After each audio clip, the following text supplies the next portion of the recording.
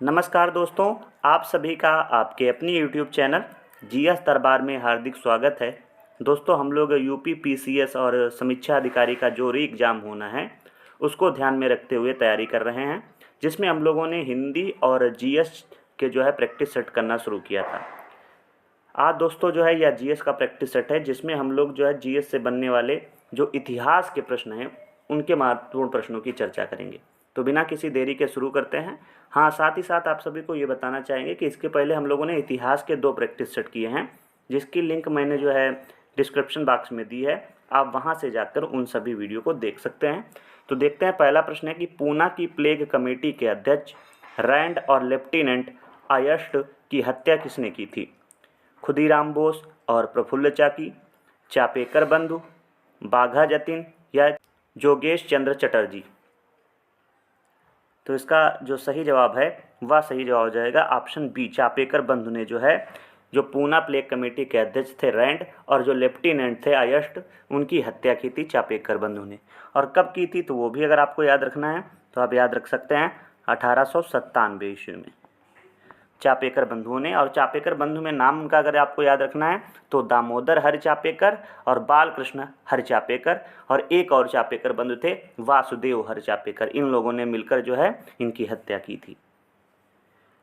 अगला प्रश्न, निम्नलिखित में से कौन मुजफ्फरपुर में किंग्स फोर्ट बम कांड में शामिल था? विनायक देशपांडे, खुदीराम बोस, बटुकेश्वर दत्त या कन्हई लाल दत्त? तो कौन सी घटना दोस्तों पूछी गई है? यहाँ पे पूछा गया है किंग्स फोर्ट बम कांड। तो इसमें शामिल कौन था? तो इसका सही जवाब हो जाएगा खुदीराम बोस। ऑप्शन बी इसका सही जवाब हो जाएगा। यह घटना कब हुई थी तो ये भी आपको याद रखना होगा कि यह जो घटना हुई थी वह 30 अप्रैल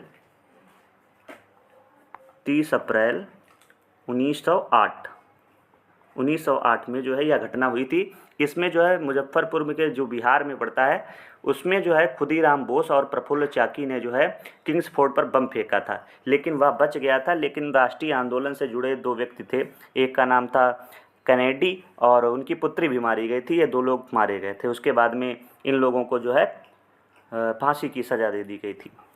और उसमें जो प्रफुल्ल चाकी थे वो भाग निकले थे, लेकिन उन्होंने आत्महत्या कर ली थी। लेकिन खुदीराम बोस को फांसी की सज़ा दे दी गई थी। दोस्तों, अगला प्रश्न है, निम्नलिखित में से किसने निष्क्रिय विरोध के सिद्धांत का प्रतिपादन किया था? आपके ऑप्शन दिए गए हैं, गोपाल कृष्ण गोखले, बाल गंगाधर तिलक, लाला लाजपत राय या अरविंद घोष? तो इसका सही जवाब हो जाएगा अरविंद घोष ने किया था। ऑप्शन बी इसका सही जवाब है। और इनकी पुस्तक का नाम क्या है वो भी आप कमेंट बॉक्स में बता सकते हैं। अगला प्रश्न है, केशव बलिराम हेडगेवार ने कब राष्ट्रीय स्वयं संघ, क्या याद रखना है, राष्ट्रीय स्वयं सेवक संघ की स्थापना की थी? 21 दिसंबर 1924, 27 सितंबर 1925, 11 जुलाई 1926 या 18 नवंबर 1927? तो राष्ट्रीय स्वयंसेवक संघ की स्थापना किसने की थी, ये एक प्रश्न याद रखना है। तो प्रश्न में ही दिया है केशव बलिराम हेडगेवार, लेकिन कब की थी तो वो आपको याद रखना पड़ेगा। 27 सितंबर 1925 को स्थापना की गई थी राष्ट्रीय स्वयंसेवक संघ की। और इसका मुख्यालय कहाँ अगर पूछा जाए तो नागपुर, और नागपुर कहाँ है? महाराष्ट्र में। अगला प्रश्न, निम्नलिखित में से कौन हिंदुस्तान रिपब्लिकन एसोसिएशन का सदस्य नहीं था? आपके ऑप्शन दिए गए हैं, भगत सिंह, चंद्रशेखर आज़ाद, राम प्रसाद बिस्मिल या शिव शर्मा? तो इसमें जो शिव वर्मा थे यह हिंदुस्तान रिपब्लिकन एसोसिएशन का सदस्य नहीं थे। इसके अलावा भगत सिंह, चंद्रशेखर आज़ाद, राम प्रसाद बिस्मिल ये सभी हिंदुस्तान रिपब्लिकन एसोसिएशन के सदस्य थे। और ये जो शिव वर्मा थे ये हिंदुस्तान सोशलिस्ट रिपब्लिकन एसोसिएशन के सदस्य थे, ना कि रिपब्लिकन एसोसिएशन के। आगे बढ़ते हैं दोस्तों, अगला प्रश्न है, निम्नलिखित में से कौन सा युग्म सही सुमेलित नहीं है? दिल्ली षड्यंत्र केस अमीर चंद्र, काकोरी षड्यंत्र केस अशफाक उल्ला खां, लाहौर षड्यंत्र केस जतिन दास, नासिक षड्यंत्र केस रास बिहारी बोस? इसमें से सुमेलित नहीं है वह पूछा गया है। तो इसका सही जवाब हो जाएगा ऑप्शन डी। ऑप्शन डी दोस्तों इसमें जो है सुमेलित नहीं है। तो नासिक षड्यंत्र केस में रास बिहारी बोस की जगह नहीं, ये तो जो है दिल्ली षड्यंत्र केस में थे और नासिक षड्यंत्र केस में नहीं थे, तो इसलिए जो है ऑप्शन डी इसका सही जवाब हो जाएगा। जो रास बिहारी बोस है ये दिल्ली षड्यंत्र केस में शामिल थे, इसमें जो है बम गिराया गया था, वो सभी को पता होगा। अगला प्रश्न है, भगत सिंह, सुखदेव और राजगुरु को किस केस में फांसी की सजा सुनाई गई थी? नासिक षड्यंत्र केस, लाहौर षड्यंत्र केस, काकोरी षड्यंत्र केस या अलीपुर षड्यंत्र केस? तो इन लोगों को जो लाहौर षड्यंत्र केस था उसमें जो है फांसी की सज़ा सुनाई गई थी। और कब फांसी की सज़ा सुनाई गई थी? तो मार्च 1931 में इन सभी को फांसी की सज़ा सुनाई गई थी। और इसमें जो बटुकेश्वर दत्त थे उनको फांसी की सज़ा नहीं सुनाई गई थी, बल्कि जो है काला पानी की सज़ा दी गई थी। तो इसमें शामिल कौन कौन था? तो भगत सिंह, सुखदेव और राजगुरु के साथ साथ बटुकेश्वर दत्त भी जो है शामिल थे, लेकिन उन्हें फांसी की सज़ा नहीं सुनाई गई थी। उन्हें जो है काला पानी की सज़ा देकर अंडमान निकोबार के जो सेल्यूलर जेल है उसमें भेज दिया गया था। अगला प्रश्न है प्रश्न संख्या 8। पूछा गया, निम्नलिखित में से किसने लंदन में इंडियन होम रूल सोसाइटी को प्रारंभ किया था? रास बिहारी बोस, सोहन सिंह भाकना या भिकाजी रुस्तम कामा या जो है श्यामजी कृष्ण वर्मा? कहाँ दोस्तों पूछा गया? लंदन में इंडियन होम रूल सोसाइटी की स्थापना पूछी गई है। तो इसका जो सही जवाब हो जाएगा वो वहाँ की थी श्यामजी कृष्ण वर्मा ने जो है 1905 में लंदन में जो है इंडियन होम रूल सोसाइटी की स्थापना की थी। अब यहाँ पे दोस्तों जो है षड्यंत्र केस दिए गए हैं और इसमें बताना है कि कब जो है ये केस हुए थे। तो सबसे पहले आपको इनके सन पता होने चाहिए, तभी आप जो है इनको क्रमवाइज जो है सुमेलित कर पाएंगे। तो जैसे देखो दिया गया है मेरठ षड्यंत्र केस, तो यह दोस्तों हुआ था, कब हुआ था? 1929 में। इसके अलावा हिंदुस्तान सोशलिस्ट रिपब्लिकन एसोसिएशन, ये जो है 1928 में। इसके अलावा कांग्रेस सोशलिस्ट पार्टी का गठन या 1934 में। और इसके साथ साथ जो कानपुर षड्यंत्र केस है यह 1924 में हुआ था, 1924 में। अब देखते हैं, देखो सबसे पहले कौन सा आएगा? 4। तो 4 जो है कौन से ऑप्शन में है? सी और डी में है, तो ए बी काट दीजिए। इसके अलावा 1924 के बाद में 1928 मतलब 2, तो देखो ऑप्शन सी इसका मिल गया, ऑप्शन बी इसका सही जवाब हो जाएगा। 4 2 1 3। आगे बढ़ते हैं। अगला दोस्तों पूछा गया प्रश्न, बंगाल के राष्ट्रवादी मुसलमानों ने कब अहरार आंदोलन शुरू किया था? 1906, 1916, 1926 या 1936? बहुत ही अच्छा प्रश्न है, हो सकता है आपके लिए नया प्रश्न हो कि मुसलमानों ने अहरार आंदोलन, तो ये आपको याद रखना है। कौन सा आंदोलन पूछा गया? अहरार आंदोलन पूछा गया है। ये दोस्तों कब शुरू हुआ था? तो इसका सही जवाब हो जाएगा 1906 ईस्वी में यह आंदोलन शुरू किया गया था, तो ऑप्शन ए इसका जो है सही जवाब है। और इसके जो आंदोलन के बड़े नेता थे उनमें जैसे मौलाना मोहम्मद अली थे, हकीम अजमल खां थे, हसन इमाम थे, नजरुल हक थे, ये सभी जो है इसमें बड़े नेता मुसलमानों में शामिल थे। आगे बढ़ते हैं। अगला दोस्तों प्रश्न है, एका आंदोलन के संदर्भ में निम्नलिखित में से कौन सा कथन सही है? 1921-22 ईस्वी में बंगाल के किसानों ने एका आंदोलन चलाया। एका आंदोलन के प्रमुख नेता मदारी पासी और साहरेब थे। तो बताइए इसमें सही जवाब क्या हो जाएगा? इसमें से कौन से कथन सही हैं वो बताना है। तो इसका सही जवाब है केवल 2, दूसरा जो है कथन सही है, तो ऑप्शन बी इसका सही जवाब है। अब बात करते हैं कि जो एक कथन क्यों गलत है। तो देखो लिखा है 1921 से 22 ईस्वी में बंगाल के किसानों ने एक आंदोलन चलाया था, तो ऐसा नहीं है, बल्कि जो है अवध के किसानों ने। तो यहाँ पे बंगाल की जगह पे अगर अवध दिया होता तो ये भी कथन सही हो जाता, इसलिए यह कथन सही गलत हुआ। बाकी एक आंदोलन के प्रमुख नेता कौन थे?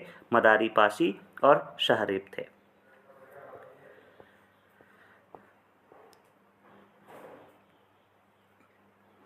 दोस्तों अगला प्रश्न है, डिफेंस ऑफ इंडियन एक्ट 1915 के संदर्भ में निम्नलिखित कथनों पर विचार कीजिए। इस अधिनियम का मुख्य उद्देश्य प्रथम विश्व युद्ध के दौरान और उसके बाद भारतीय स्वतंत्रता आंदोलन के राष्ट्रवादी और क्रांतिकारी गतिविधियों को रोकना था। इस अधिनियम ने स्थानीय सरकार को परीक्षणों के लिए 3 आयुक्तों को नियुक्त करने की शक्तियां दी, जो उच्च न्यायालय के न्यायाधीशों के पद से नीचे हो सकते हैं। इसमें से डिफेंस ऑफ इंडिया एक्ट 1915 के बारे में बताना है। तो इसका सही जो जवाब हो जाएगा वह ऑप्शन सी होगा। इसमें जो है दोनों कथन सही हैं। तो इसमें जो पहला कथन है वो भी आप अच्छे से पढ़ लीजिएगा और दूसरा दोनों जो है कथन बिल्कुल सही है। आगे बढ़ते हैं। अगला है कि निम्नलिखित घटनाओं को उनकी घटना के कालानुक्रमिक क्रम में व्यवस्थित करें। तो जितने भी ये घटनाएं हैं इनके सन आपको जरूर याद रखना पड़ेगा। तो चलो पहले इनके सन को ही देखते हैं। सबसे पहले क्या दिया है, अलीपुर बम षड्यंत्र केस या बम कांड भी बोला जाता है। तो यह जो हुआ था यह 1908 में हुआ था, 1908 में। इसके बाद में अगला क्या दिया है, चटगांव शस्त्रागार छापा, यह 1930 में हुआ था, 1930 में। इसके अलावा जो काकोरी ट्रेन डकैती कांड है यह कब हुआ था, तो अगर हम काकोरी की बात करें तो ये 1925 में हुआ था। इसके अलावा डलहौजी स्क्वायर बम कांड, तो डलहौजी वाला जो बम कांड हुआ था यह भी 1930 में हुआ था। और इसके बाद में दिल्ली लाहौर षड्यंत्र केस है, यह जो है 1912 में हुआ था। तो देखो इसमें दो जो है ऐसे हो गए हैं जो 1930 में हैं, तो उनकी आपको तारीख भी याद करनी पड़ेगी। जैसे डलहौजी स्क्वायर बम कांड हुआ था, यह जो हुआ था यह 25 अगस्त को हुआ था, 25 अगस्त। इसके अलावा जो चटगांव शस्त्रागार छापा हुआ था यह कब हुआ था, यह 18 अप्रैल को हुआ था। अब आप जो है इन्हीं तारीखों के हिसाब से सुमेलित कीजिए। देखते हैं सबसे पहला कौन सा आएगा। सबसे पहले देखो यहाँ पे 1908 आपको दिख रहा है, तो ए और बी ऑप्शन, ए और सी ऑप्शन में है, तो बी पहले ही काट दीजिए, बी और डी काट दीजिए। अब आगे मिलान करते हैं, एक हो गया। इसके बाद 1908 के बाद में क्या आएगा, 1912 5 आएगा। तो पहले एक हो गया, 5 हो गया, इनको टिक करते जाइए। आगे अब कौन सा आएगा, देखो अब 1925 मतलब 3, तो 3 कर लीजिए। अभी भी देखो 2 ऑप्शन मिल रहे हैं, अब इसमें पूरा खेल होना है। तो अगर आपको तारीख होती तभी आप ये लगा पाते। अब देखो 18 अप्रैल पहले आएगा कि 25 अगस्त पहले आएगा, तो 18 अप्रैल आएगा, तो इसका मतलब 2 आएगा, तो इसका मतलब ऑप्शन सी इसका जो है सही जवाब हो जाएगा। 1 5 3 2 4 इसका सही जवाब है। अगला दिया गया, नीचे दिए गए कूट का उपयोग करके निम्नलिखित घटनाओं को उनके काल क्रमानुसार में व्यवस्थित कीजिए। खेड़ा सत्याग्रह, रॉलेट सत्याग्रह, अहमदाबाद मिल मजदूरों की हड़ताल या चंपारण सत्याग्रह। तो बताइए कब क्या घटना हुई थी। तो इसका सही जवाब पहले हम लोग जान लेते हैं। इसमें जो सही जवाब है वह ऑप्शन बी होगा, 4 3 1 2। आप देखते हैं कब क्या घटना हुई थी। जैसे सबसे पहले दिया है यहाँ पे अहमदाबाद मिल मजदूरों की हड़ताल, यह कब हुई थी, या 1918 में। इसके अलावा अगर हम बात करेंगे वो चंपारण की, तो चंपारण हुआ था 1917 में, ठीक है। और रोलेट एक्ट ये 1919 में हुआ था।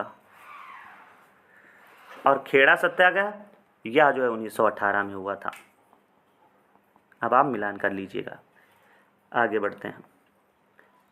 अगला प्रश्न है प्रश्न संख्या 15। स्वतंत्रता आंदोलन के इतिहास में भारतीय राष्ट्रीय कांग्रेस का 1929 का अधिवेशन इसलिए महत्वपूर्ण है क्योंकि इस अधिवेशन में, अब आपके ऑप्शन क्या क्या दिए गए हैं, कांग्रेस के उद्देश्य के तौर पर स्वशासन प्राप्त की घोषणा की गई, कांग्रेस के लक्ष्य के तौर पर पूर्ण स्वराज प्राप्त की स्वीकृत किया गया, या असहयोग आंदोलन का आरंभ हुआ, या लंदन में गोलमेज सम्मेलन में भागीदारी करने का निर्णय लिया गया। तो इसमें जो है कौन सा सही हो जाएगा जवाब, तो इसका सही जवाब हो जाएगा ऑप्शन बी। कौन सा दोस्तों, ऑप्शन बी इसका बिल्कुल सही जवाब हो जाएगा कि इसे जो अधिवेशन जो हुआ था 1929 का, इसमें कांग्रेस के लक्ष्य के तौर पर पूर्ण स्वराज की प्राप्ति की जो है घोषणा की गई थी। तो ऑप्शन बी इसका सही जवाब है। दोस्तों अगला प्रश्न है, इल्बर्ट विधेयक विवाद ने किस मुद्दे को बढ़ावा दिया था।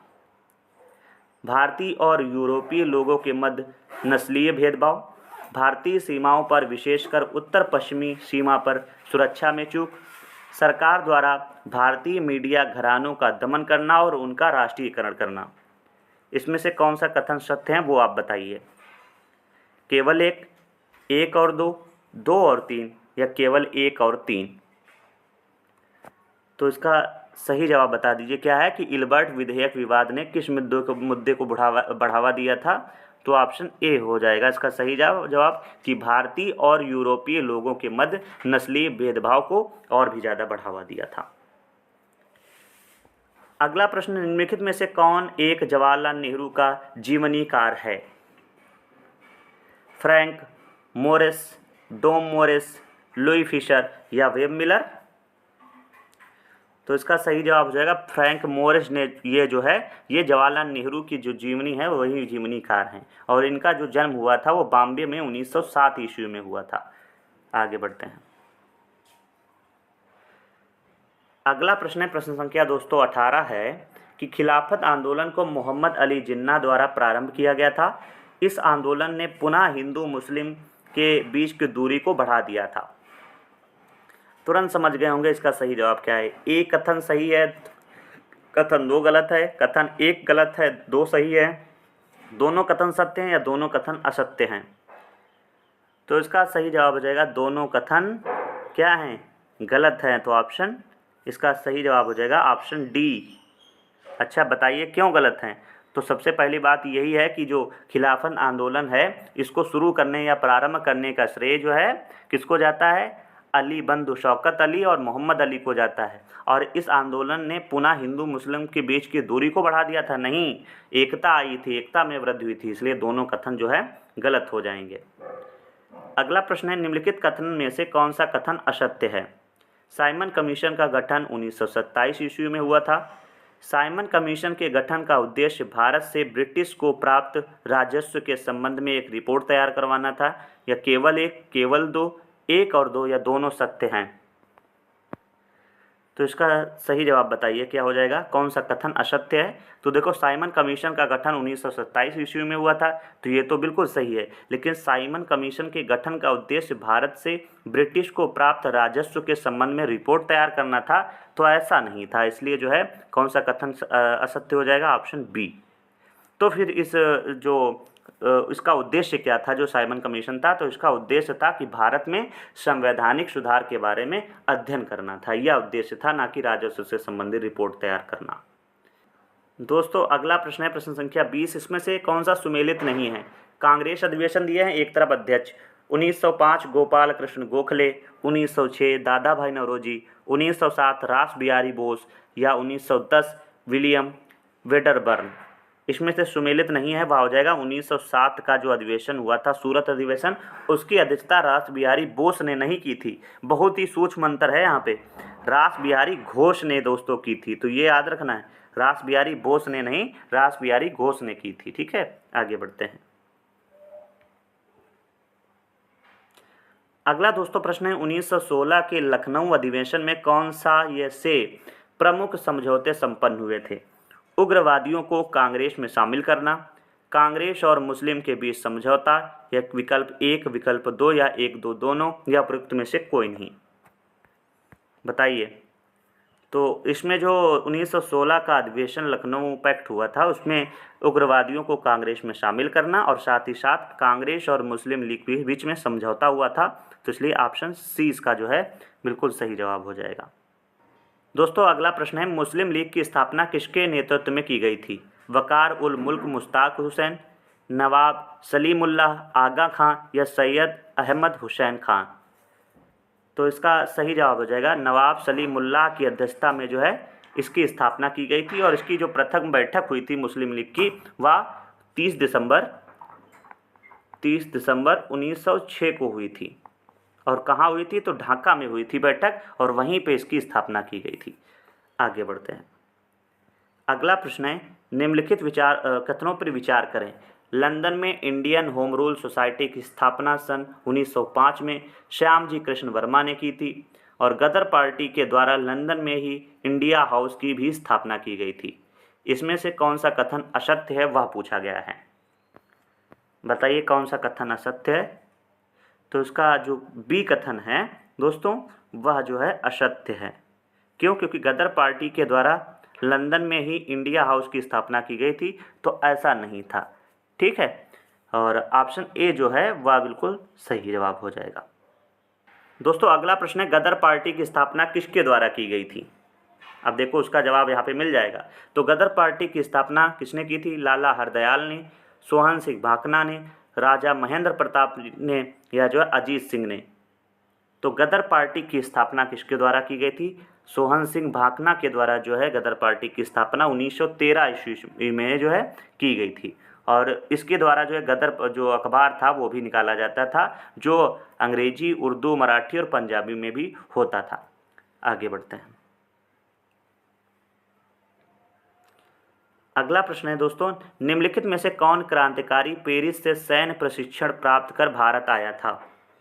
खुदीराम बोस, रास बिहारी बोस, हेमचंद्र कानूनगो या अरविंद घोष? तो इसका जो सही जवाब है वह ऑप्शन सी, हेमचंद्र कानूनगो जो है यह क्रांतिकारी थे और ये पेरिस से सैन्य प्रशिक्षण प्राप्त कर भारत आए थे और भारत जो है 1908 ईस्वी में आए थे। अगला प्रश्न, निम्नलिखित घटनाओं का सही कालक्रम करना है। तो देखते हैं। एक तरफ दिया है डांडी मार्च, दूसरा तृतीय गोलमेज सम्मेलन, अगला मैकडोनाल्ड अवार्ड या जो है पूना पैक्ट। तो सबसे पहले इनके सन को जानते हैं। तो देखो डांडी मार्च जो हुआ था वह 5 मार्च। देखो आधुनिक भारत के आप प्रश्न कर रहे हैं तो इसमें आपको जो है तारीखें भी पता होनी चाहिए। 5 मार्च 1930 हो जाएगा।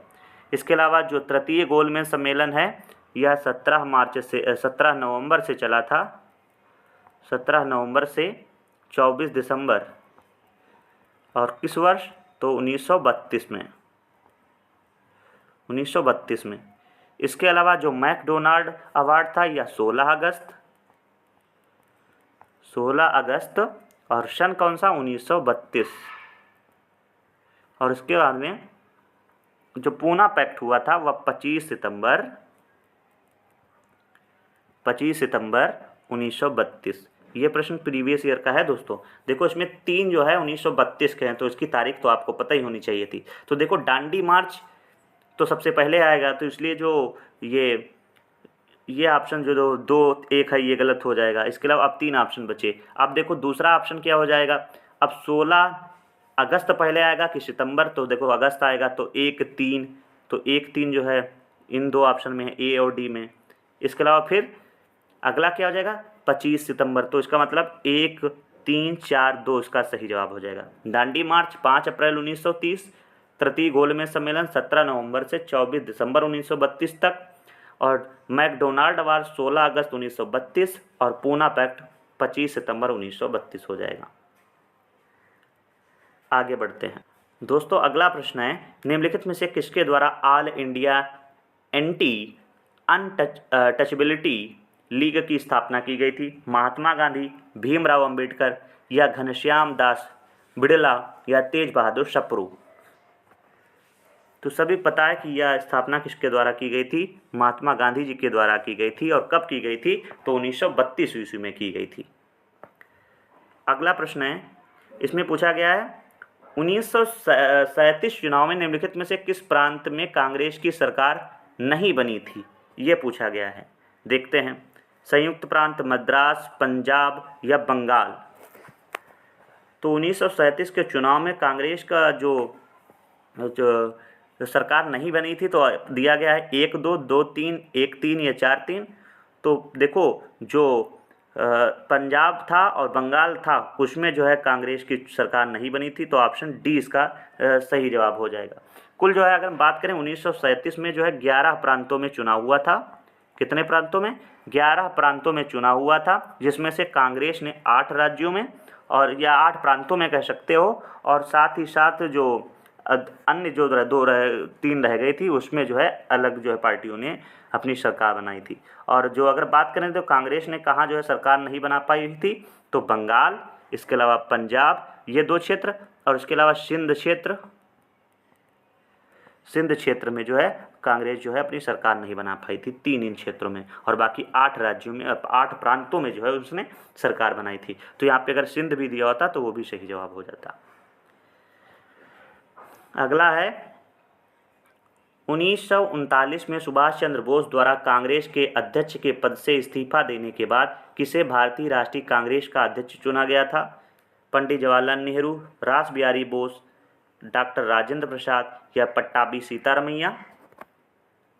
तो 1939 में सुभाष चंद्र बोस के द्वारा जब पद से इस्तीफा दे दिया गया, उसके बाद में भारतीय राष्ट्रीय कांग्रेस की जो अध्यक्षता की थी वह जो है डॉक्टर राजेंद्र प्रसाद जी ने की थी। तो ऑप्शन इसका सही जवाब हो जाएगा सी।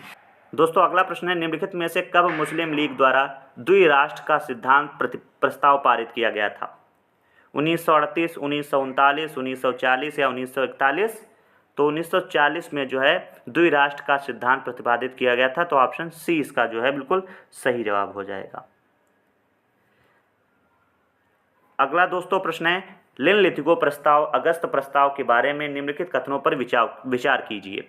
प्रस्ताव स्वीकार किए जाने पर तुरंत भारत को डोमिनियन स्टेट का दर्जा दिया जाएगा। वायसराय की कार्यकारिणी में सभी सदस्य भारतीय होंगे।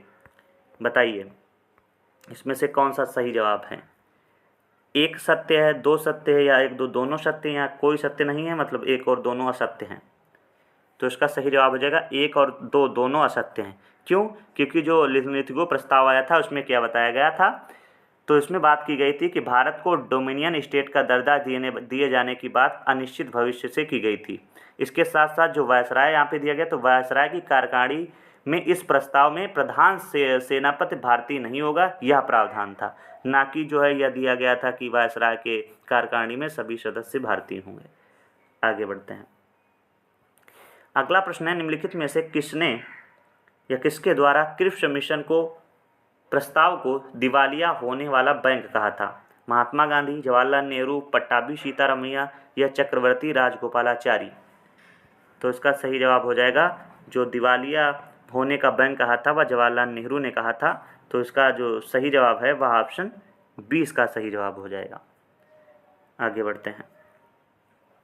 दोस्तों अगला प्रश्न है, निम्नलिखित में से कौन क्रिप्स मिशन से वार्तालाप के दौरान कांग्रेस के मुख्य प्रवक्ता थे? मौलाना अबुल कलाम आज़ाद, सरदार वल्लभ भाई पटेल, जवाहरलाल नेहरू या राजेंद्र प्रसाद? तो क्रिप्स मिशन देखो आया कब था, तो ये आप सभी को पता होना चाहिए। और साथ ही साथ इस समय जो कांग्रेस के मुख्य प्रवक्ता थे वह मौलाना अबुल कलाम आज़ाद थे। तो ऑप्शन ए इसका जो है सही जवाब है। अगला प्रश्न है, निम्नलिखित में से किसके द्वारा 1942 में भारत छोड़ो प्रस्ताव प्रस्तुत किया गया था? महात्मा गांधी, राम मनोहर लोहिया, अरुणा आसिफ अली या जवाहरलाल नेहरू? तो इसमें आप सब गलती करते हैं और वो जो महात्मा गांधी उनको लगा देते हैं। नहीं, प्रस्ताव जो पारित किया था या प्रस्ताव प्रस्तुत किया था वह जवाहरलाल नेहरू ने जो है प्रस्ताव को प्रस्तुत किया था, और साथ ही साथ इसका जो समर्थन किया था वह सरदार वल्लभ भाई पटेल ने किया था। और यह जो प्रस्ताव रखा गया था यह 1942 में रखा गया था। किसके द्वारा? जवाहरलाल नेहरू द्वारा। दोस्तों अगला प्रश्न है, भारत छोड़ो आंदोलन के दौरान गठित समानांतर सरकार के विषय में निम्नलिखित में से कौन सा सही सुमेलित नहीं है? बलिया चित्तू पांडे, सतारा वी.वाई. चौहान या तामलुक मतांगिनी हजारा? तो इसमें से कौन सा सुमेलित नहीं है? तो हाँ ऑप्शन सी, केवल 3 जो है सुमेलित नहीं है। क्यों? क्योंकि जो तामलुक स्थान था वहाँ पे जो है मतांगिनी हजारा ने नेतृत्व नहीं किया था, बल्कि किसने किया था? तो आपको याद रखना सतीश सावंत ने जो है समानांतर सरकार का गठन किया था। अगला प्रश्न है, इसमें जो है सही कार्यक्रम करना है। देखते हैं, एक तरफ दिया है CR formula, Liaquat Ali Desai pact या वेवेल योजना, इसमें जो है बताना है। तो देखो सबसे पहले अगर हम बात करें CR फार्मूला, तो यह कब आया? तो 10 जुलाई 1944। इसके अलावा लियाकत अली देसाई पैक्ट यह जो है अप्रैल 1945। और जो वेवेल योजनाएं थी ये तो सभी को पता होगा, 14 जून 1945। इसलिए मैंने कहा है कि तारीख आधुनिक भारत में बहुत मायने रखती है, नहीं तो सुमेलित नहीं होंगे। तो देखो सबसे पहले 1944 एक आएगा, तो देखो बी, सी और डी इसमें तुरंत काट दीजिए आप। अब इसमें से देखना है, एक हो गया। इसके बाद में देखो जून आएगा पहले कि अप्रैल आएगा, तो अप्रैल आएगा तो इसका मतलब 1, 2, 3 इसका जो है सही जवाब है। CR फार्मूला 10 जुलाई 1944, लियाकत अली जो देसाई पैक्ट अप्रैल 1945 और जो वेवल योजना था वह जून 1945 में है। अगला प्रश्न है दोस्तों प्रश्न संख्या 37 है। 1945 में हुए शिमला समझौता सम्मेलन में निम्नलिखित में से किसने भाग नहीं लिया था? मुस्लिम लीग के अध्यक्ष ने, सिखों के प्रतिनिधि ने, हिंदू महासभा ने या अनुसूचित जातियों के प्रतिनिधि ने? तो इसमें जो है किसने भाग नहीं लिया था शिमला समझौता में? तो हिंदू महासभा ने जो है भाग नहीं लिया था। तो ऑप्शन इसका जो सही जवाब हो जाएगा वह ऑप्शन सी होगा। ठीक है, कौन सा? Option C. आगे बढ़ते हैं दोस्तों। अगला प्रश्न है, कैबिनेट मिशन के प्रस्ताव के विषय में निम्नलिखित कथनों पर विचार कीजिए। पाकिस्तान की मांग को नकार दिया गया था, भारत में संघीय शासन की स्थापना की बात की गई थी या संविधान सभा के गठन की बात की गई थी? इसमें बताना है उपयुक्त में से सत्य हैं। 1, 2, 2, 3, 1, 2, 3 या 1, 2, 3 2 सभी। तो इसका जो है तीनों जो है सत्य हैं। 1, 2, 3 मतलब पाकिस्तान की मांग को नकार दिया गया था, भारत में संघीय शासन की स्थापना की बात की गई थी और संविधान सभा के गठन की बात की गई थी, इसमें कैबिनेट मिशन में। आगे बढ़ते हैं। अगला दोस्तों प्रश्न है कि भारत के आज़ादी के समय निम्नलिखित में से कौन भारतीय राष्ट्रीय कांग्रेस के अध्यक्ष थे? मौलाना अबुल कलाम आज़ाद, आचार्य JB कृपलानी, जवाहरलाल नेहरू या सरदार वल्लभ भाई? तो इसका सही जवाब हो जाएगा, सही जवाब पूछा गया आज़ादी के समय कौन था, तो आज़ादी के समय जो कांग्रेस के अध्यक्ष थे वह थे आचार्य JB कृपलानी। तो ऑप्शन बी इसका जो है सही जवाब हो जाएगा। और उस समय अगर पूछा जाएगा भारत के वायसराय कौन थे, तो लॉर्ड माउंटबेटन थे। ब्रिटेन के प्रधानमंत्री उस समय कौन थे? क्लीमेंट इटली थे। और ब्रिटेन के सम्राट कौन थे उस टाइम? तो जॉर्ज षष्ठ थे या छठवें थे। और आज का दोस्तों यहाँ अंतिम प्रश्न है कि निम्नलिखित में से कौन रेजिमेंट आज़ाद हिंद फौज के अंतर्गत गठित नहीं किया गया था? Gandhi regiment, Nehru regiment, Patel regiment या आज़ाद रेजिमेंट? तो इसका सही जवाब हो जाएगा जो पटेल रेजिमेंट था या जो है आज़ाद हिंद फौज के अंतर्गत गठित नहीं किया गया था। तो ऑप्शन सी इसका जो है सही जवाब हो जाएगा। और इस प्रकार से दोस्तों हम लोगों ने यह भी प्रैक्टिस सेट कर लिया है। आप सभी को यह वीडियो कैसा लगा है कमेंट बॉक्स में ज़रूर बताइएगा। यदि वीडियो अच्छा लगा है तो चैनल को सब्सक्राइब कर लीजिए और साथ ही साथ जो है वीडियो को शेयर करना बिल्कुल मत भूलिएगा। धन्यवाद।